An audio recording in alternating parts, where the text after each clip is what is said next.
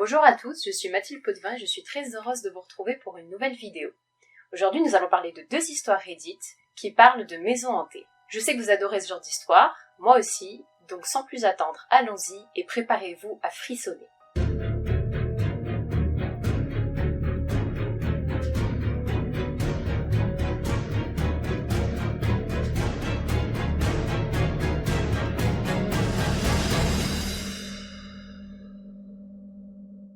La première histoire est celle d'un homme que nous appellerons Eric.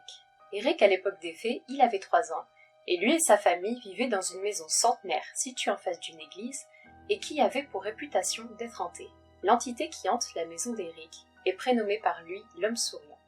Et Eric, il va donner une brève description de l'homme souriant, et il raconte qu'il est maigre comme un cadavre, qu'il a une grande bouche avec des dents toutes pourries, qu'il a de l'eau membre, et qu'il se déplace dans la maison en marchant et en grattant les murs et le plancher. Donc à ce moment-là, Eric il dormait dans une chambre qui était située au 3e étage et proche du grenier.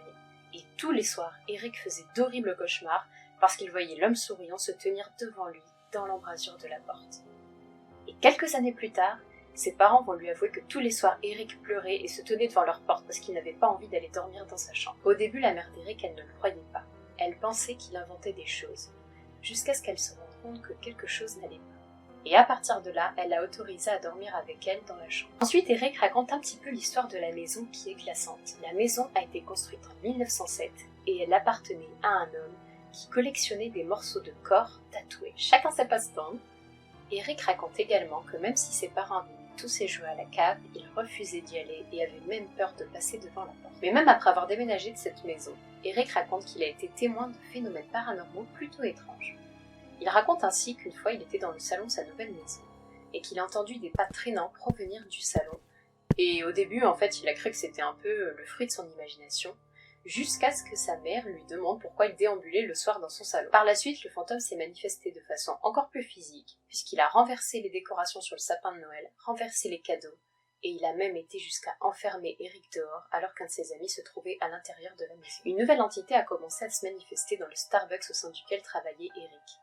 Et elle tirait son tablier, elle jetait des bouteilles partout, et elle déversait les restes de packs de lait qui se trouvaient dans la poubelle partout, ce qui a valu à Eric d'être convoqué par son manager. Au début, Eric il était un peu dans le déni et il pensait qu'il s'imaginait des choses, jusqu'à ce qu'une autre de ses collègues voie le fantôme, et à partir de ce moment-là, tout le monde a été capable de le voir.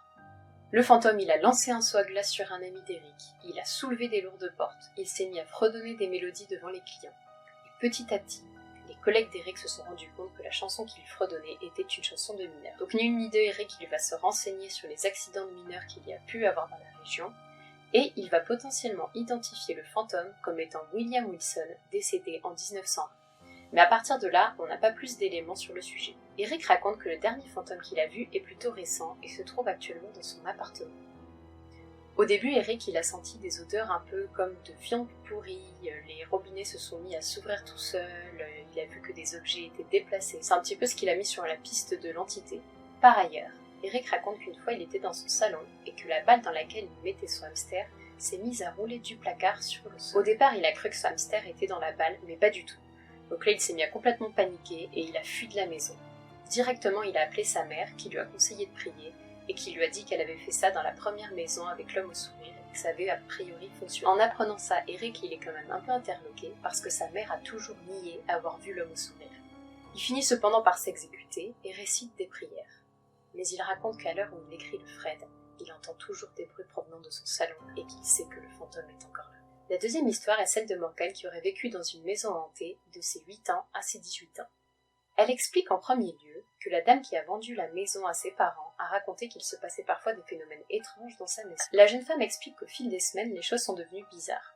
Quand elle jouait dans la rue avec les autres enfants, ces derniers lui disaient que sa maison était hantée et que des histoires horribles circulaient sur elle.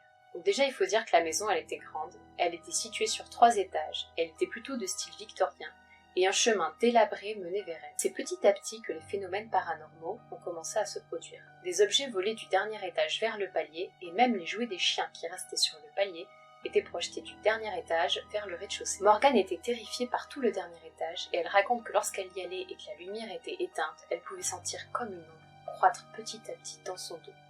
et elle ressentait comme un sentiment d'amertume. Comme c'était une enfant, elle s'amusait à faire des petits jeux, et notamment à toquer sur les murs pour voir si quelqu'un lui répondait. Et alors même qu'elle était fille unique, quelqu'un a fini par lui répondre en reproduisant exactement les bruits qu'elle faisait. Donc quand elle a appris ça, sa mère s'est mise à paniquer, et elle a fait le tour de la maison pour voir si quelqu'un ne s'était pas introduit dedans, et ne jouait pas avec sa fille, sauf qu'il s'est avéré qu'il n'y avait personne. À Halloween, la famille a même entendu des cris provenir du grenier. Mais en se rendant sur place, il n'y avait personne, tout était vide. Devant la recrudescence des phénomènes paranormaux, la famille a fait appel à un prêtre qui a constaté qu'il y avait des énergies extrêmement négatives à l'étage. Du coup, il a demandé à la famille de réagencer tout le grenier et il a béni tout l'étage. Mais ça ne devait pas être du goût de l'entité puisque Morgane raconte que son père faisait des travaux et que sa jambe a été comme tirée et a traversé le plancher jusqu'à la salle de bain. Morgane raconte qu'ils ont également hébergé un invité qui était dans une partie annexe de la maison et que ce dernier a reçu en pleine nuit tout le plafond sur sa tête. Donc là, les parents de Morgane, comme ils ne comprenaient pas trop comment le plancher avait pu tomber sur la tête de leur invité, ils ont fait appel à ceux qui géraient un petit peu le chantier. Et en fait, ces derniers, ils sont incapables d'expliquer comment ce phénomène est possible. Morgane raconte qu'un soir, elle dormait dans le grenier qui avait été réaménagé en chambre. Elle explique en fait qu'il y avait une salle de bain attenante à la chambre et que les portes des 2 pièces étaient extrêmement lourdes. Et ce petit détail, vous allez voir, va avoir son importance plus tard. Donc là, Morgane se met à rêver, et elle raconte qu'elle distingue 2 personnes en train de se disputer, mais qu'elle ne distinguait pas clairement leur conversation. Il s'agit d'une femme qui est plutôt habillée de façon victorienne et d'un gentleman.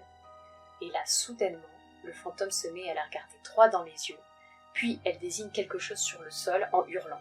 Là, Morgane, elle baisse les yeux et elle voit qu'il y a un bébé mort à terre.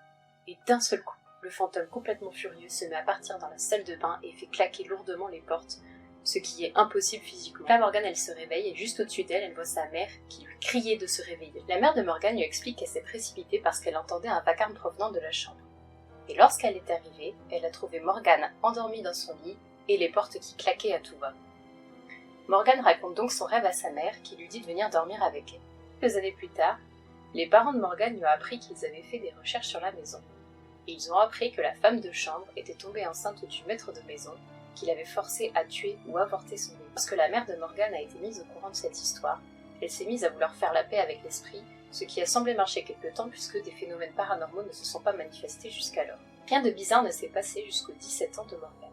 Ce jour-là, elle est en train de regarder un film, avachie sur le canapé avec son copain, et ils ont fini par s'endormir. Morgane confessera par la suite que plus tard, son petit ami allait devenir violent et abusif. Et ce jour-là, elle a été réveillée par ses cris. Il a indiqué à Morgane qu'un fantôme victorien était penché au-dessus d'eux, et il lui a hurlé de sortir de la maison. Comme quoi, même les fantômes peuvent être protecteurs.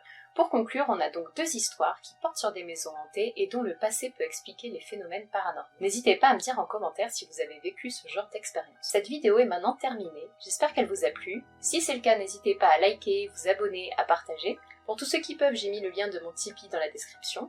Et jusque là, je vous dis à la prochaine fois et gare aux maisons hantées.